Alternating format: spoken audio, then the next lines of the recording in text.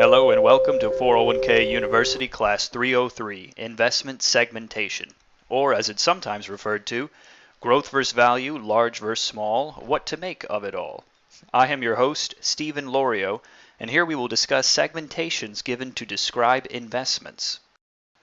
Our agenda for this class: investment segmentation, cash, bonds, stocks, alternative investments, and international investing. Then examples, professional categorizers, and finally, to recap.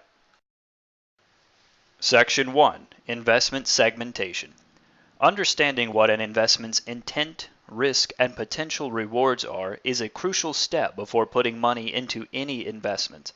Oftentimes it is important to contrast investments to one another to better understand how one does in light of the intent, risk, and potential rewards it takes on. To help with this, investments are categorized and then further segmented.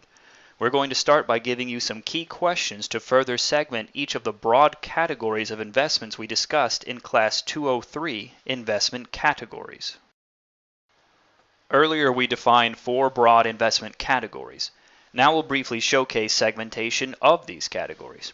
We will start with cash as it's the simplest. In the 401k world, a 401k cash investment will likely be called a money market, and there are generally only 2 kinds of cash investments: government only and non-government only.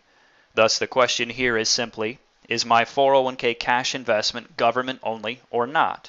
The difference is simply how restrictive the investment's mandate is on the permissibility of short-term debt issued by sources other than the federal government.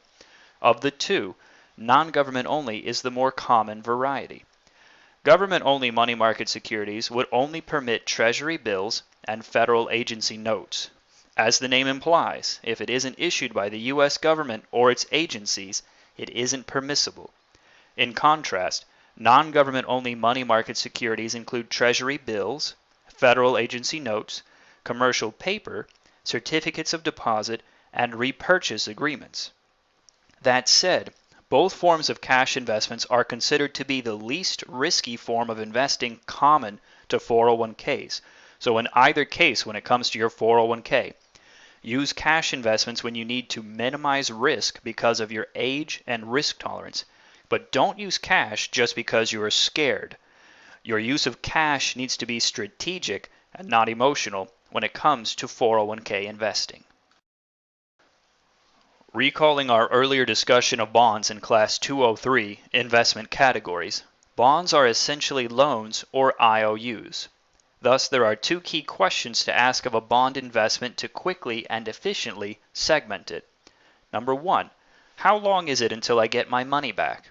To give an allegory, if you loan a friend $1,000 for a day, that's one thing, but if the same friend asks for $1,000 for a year, that's different. The longer it is until you get your money back, the greater your risk is.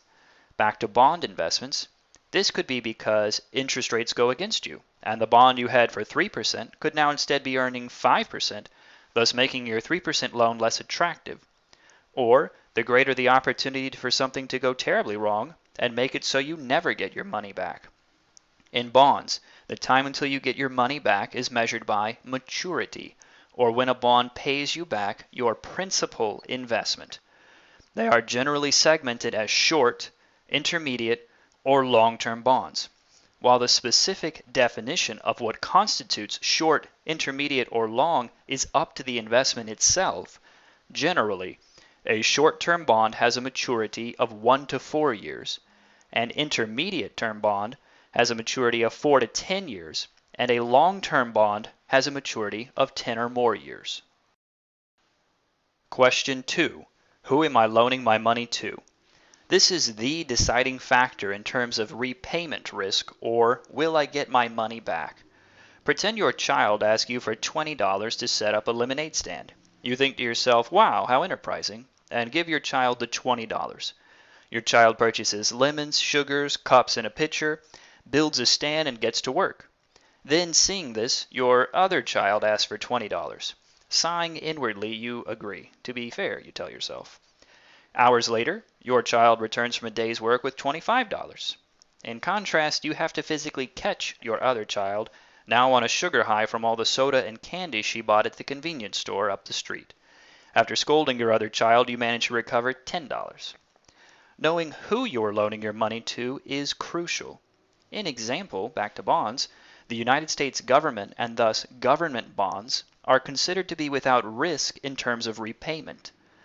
Other countries' governments that have robust economies are very nearly so as well, but others, not so much. Corporations, meanwhile, are a little less secure, and smaller, riskier corporations even less so. The same applies to municipalities, such as a state versus a county. Generally speaking, bonds are divided into what are called government, investment grade, and non-investment grade bonds, or sometimes junk bonds as they're called. This measures the risk that the issuer will default on the loan and not pay you back in full. Now, this isn't to say that junk bonds always default on their loans, as there are many wonderful companies that are expertly run in this space that repay their bonds to a T, but it is an acknowledgement that a junk company may not be as able to repay as another company. If you were to use these two questions to segment bonds, we would make a picture out of it, and it would look something like this. The least risky bond in this depiction is the short government or highest quality bond. The most risky is the long junk or lowest quality bond. That said, remember that bonds are categorically less risky than investments such as stocks or alternative investments, as bonds represent a loan, not ownership. While some stock investments may be less risky than a long junk bond, categorically, bonds have less risk and accordingly less reward. Once again, recalling our earlier discussion of Class 203, investment categories, this time with stocks. Stocks are essentially ownership of a company. Thus, there are two key questions to ask of a stock investment to quickly and efficiently segment it. Question 1. How does the company treat its earnings? The answer to this is indicative of whether the company is value-oriented or growth-oriented. Value investing focuses on finding companies who are priced below their intrinsic value, or put simply, companies that are on sale. Value companies tend to pay a portion of their earnings out as cash to their owners. These cash payments are called dividends. In contrast, growth investing looks for companies whose earnings are growing faster than that of their competition. Growth companies tend to reinvest their earnings into themselves to give them a continued edge in outpacing the competition. If a company doesn't have a strong aspect of either value or growth, it is considered to be a blend of these and is labeled as such. Question 2. How big is the company? This is another important consideration, as larger, more established companies are seen as having a greater ability to withstand hard economic times with their deeper cash reserves. In contrast, small companies have fewer restraints on them, allowing them to innovate and ideally grow faster. While it is once again up to the investment itself to decide what constitutes a large stock investment versus a small stock investment, it is generally segmented by market capitalization, or the total dollar amount of all shares outstanding multiplied by the price of those shares, with large companies being $10 billion and above, mid companies being $2 to $10 billion, and small companies being $2 billion or less. Now that said, this obviously changes as time goes on. In 1950, as an example, $1 billion would have likely been a large company. Thus, another mindset on the matter is that large is the top 70% of market capitalization in a geographic area like the United States, mid being the next 20%, and small being the last 10%. If you were to take these two questions and make a picture out of it, it would look something like this. Now, when it comes to stock investing, every piece of it is risky. While some will say that large value is seen as the least risky, whereas small growth would be the most risky, at the end of the day, every one of these segments has high risk and high reward. Finally, we have alternative investments. Whereas stock investing represents ownership in a company, alternative investing often represents ownership of raw physical goods. That said, alternative investments represents the broadest array of segmentations and can run the gamut of investments from gold, currencies, investment strategies, to land, and more. Thus, more so than any category prior, it's important to dig into alternatives and ask good questions. Start by asking a simple one such as, does my 401k have alternative investments? Sadly, alternative investments are missing from many retirement plans like 401ks altogether. If this is true of your 401k, ask the people in charge of your retirement plan a second question, that being, why don't I have this important category of investments as an option? Now, returning to segmentation, question 1. What is the alternative investment's focus? An alternative investment will likely fall into one of the following segmentations: assets, commodities, or strategies. Assets are something you own, such as a basket of currencies including the Japanese yen. Or they might be a master limited partnership in oil and gas pipelines across America, the stock of private companies, or the real estate in the United States or abroad. Thus, owning assets has risk akin to stocks, being that you physically own something whose value changes, but the price of alternative assets tends to change for different reasons than that of stocks. Therefore, owning alternative assets also helps to diversify your portfolio. Commodities are real assets you can take possession of, and actually the harbinger back to the days of bartering. That said, no one really takes possession of, say, 500 lean hogs these days, but it's interesting to know you technically can. Commodities have risk akin to stocks in that you do physically own something whose value changes daily, but unlike stocks, the price of a commodity tends to move up or down for different reasons than stocks. Thus, commodities also help diversify your portfolio. Finally, there are strategy-driven alternative investments. There are many such strategies, and often these are blended together. Strategy-driven investments tend to profit regardless of the direction of price changes in their focus because they are built that way. To know more about this, though, we need to know the answer to the second question for alternative investments. Question 2. Does my investment want the price of its focus to go up, to go down, or does it think it can make money regardless of the movement in the price?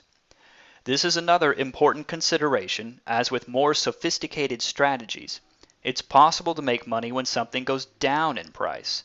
It's important to note that the standard operation of investments is that they want their focus to go up in price. That's how the sweeping majority of investments work. Now, when this is not true, you will see specific words in the investment's title to clue you in. Each of the strategy examples on the previous page were representatives of this. Of these, the long short is the easiest to grasp, so we'll use it as an example. Long means that it wants the object of its focus to go up in price, whereas short means it wants the object of its focus to go down in price. Thus, a long-short investment has a focus it is long on, and it wants those to go up in price. It has another focus, though, that it is short on, and it wants this second focus to go down in price. Absolute return and market neutral are kindred in that they utilize instruments to seek profit regardless of the direction of the movement in the price of their focus. Unlike long-short investments, which tend to focus on stocks, absolute return and market neutral tend to feature more diversity. In total, though, there are too many strategies to list them all, so we'll cut it short and say that strategy-driven alternative investments are also something whose price changes daily and who tend to move up or down for different reasons from stocks. Thus, strategy-driven alternative investments help diversify your portfolio. Due to its wildly divergent nature, it's much harder to put a pretty picture or grid to the alternative category. Thus, we utilize our three-part segmentation shown above for alternatives. In terms of risk and reward, alternative investments are generally akin to stock investing in that they have high risk and high reward, but because they tend to move up or down for different reasons, they help diversify your portfolio. As a subset of bond, stock, and some alternative investing, it's important to note that it is possible to do international investing with these. While the United States is a nation of hundreds of millions of people, the world is populated with billions of people, and there is a whole wide world of investing to do outside the United States. International investing, though, has its own set of risks. We're going to highlight two key risks here. First risk is currency risk. If you make an investment in your 401k, it will be made in US dollars because you are paid in US dollars. If you make an investment in an instrument that is also based on US dollars, such as a United States government Treasury bill, then you are perfectly insulated from currency risk. However, if you invest in a Japanese government-issued bond with US dollars, then you will be subject to currency risk as the exchange rate of dollars to yen will affect the overall return of your bond investment at maturity. Likewise, if instead of investing in the ABC large US stock investment, you instead invest in the ABC large Japanese stock investment, then you will be affected by currency risk. The exchange rate of dollars to yen will affect your overall return. To negate this risk, though, an investment may hedge itself via futures or other instruments. This prearranges the conversion of dollars to yen or protects it, and thus removes currency risk from the list of risk factors that may affect you. Thus, when evaluating an international investment, be sure to learn what the currency the investment will be made in is, and if it is not in US dollars, then learn whether or not the investment is hedged. If it is hedged, currency risk won't affect you, but if it is not, then it will. In fact, you may desire an investment that is not hedged to further diversify yourself beyond just the US dollar. Currency risk isn't necessarily a bad thing. Like other risk, you just need to weigh it against your overall tolerance for risk and your desire for potential rewards. The second risk is regulatory or solvency risk. At this point, the United States has the largest and most liquid investments in the world. It also has a long history of investment review and regulation to protect you as an investor. While investing in international investments, though, this may not be as true. While certain nations such as England or Germany also have very large, liquid, and well-regulated investments, other nations are much newer to this. Thus, it's important to understand that international investing may have geographic, military, political, or other regulatory risk that simply do not exist in the United States. As a result, international investing can be riskier than investing at home in the US of A, but conversely, international investing can also be more rewarding than investing in just the United States of America. In properly diversifying yourself, you do want to have investments from outside the United States. Be aware that international investing carries these extra set of risk, but with the demographic growth outside the United States, the rewards more than offset this. More so, properly diversifying yourself with both United States and international investing has been shown to lower the overall risk of an investment portfolio. So be sure that you have international investments in your bond, stock, and alternative investments. Section 2. Examples. Now that you've seen the various segmentations of investment categories, let's try out a few examples to see how well the information stuck with you. We'll be putting up hypothetical investment names, and you try to categorize them, estimate their risk and reward, and segment them. For bonus points, see if you can also identify the investment firm, geography, and desired movement for the price or focus of the investment. Here is our first example, the ABC International Large Value Investment. We'll pause for a moment to give you a chance to think up the answers before we put them on the screen.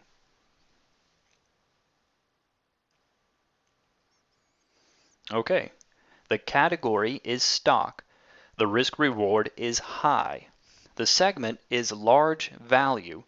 The investment firm is ABC. The geography is international, non-US companies. And the desire for price is up. Here is our second example, the XYZ Intermediate Government Investment. I'll pause once again to give you a moment to answer. And here are the answers. The category is bond. The risk reward is low. The segment is intermediate government.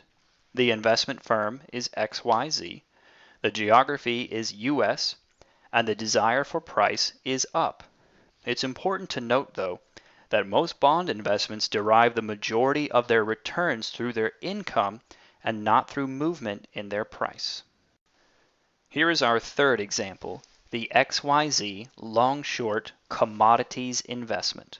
We'll pause again for a moment.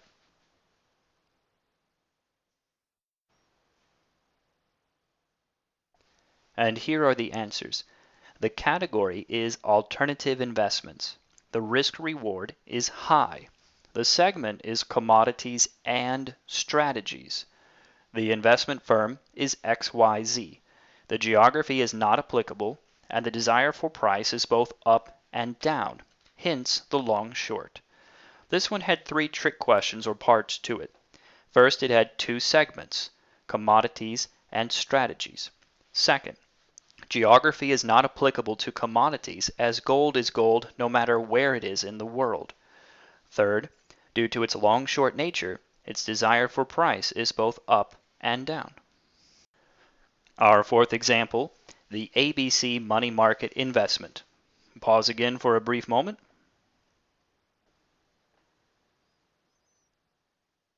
And here are the answers.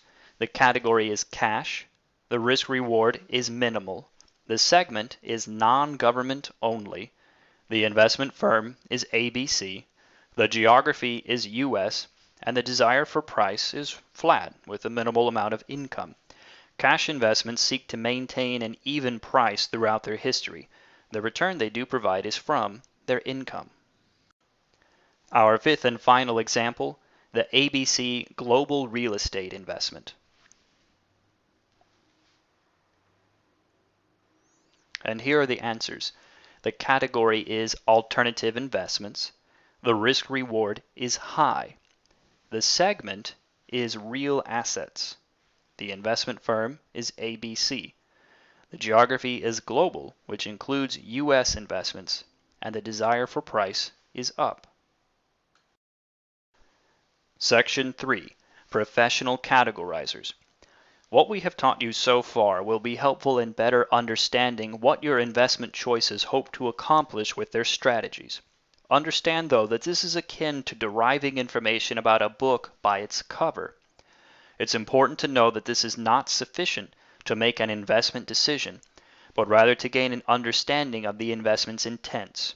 From here, more diligent research is needed. To facilitate this, and to stay on top of the ever-changing world of investments, it's important to know resources for this purpose. One such resource is www.morningstar.com. Morningstar is a company whose job full-time is categorizing, segmenting, and further researching investments. If you intend to manage your own investments, this is a powerful resource for you to know. Understand that Morningstar's categorization and segmentation isn't perfect with every investment, as investments change all the time, but they are a great resource to know. To recap, there are many segmentations of investment categories. The purpose of this class is to help you see them and to have a better feel for the differences in, say, a large value US investment and a long-short commodity investment. The questions to ask or risks to consider are highlighted here. Congratulations! This concludes your advanced curriculum. At this point, you've completed all of 401k University's employee curriculum. Hopefully, this has been an informative use of your time. You may have further questions, though, so feel free to start the research we've been talking about and give us a call to talk further about any of these topics. We'd love to hear your feedback, and once again, thank you for your time and attention.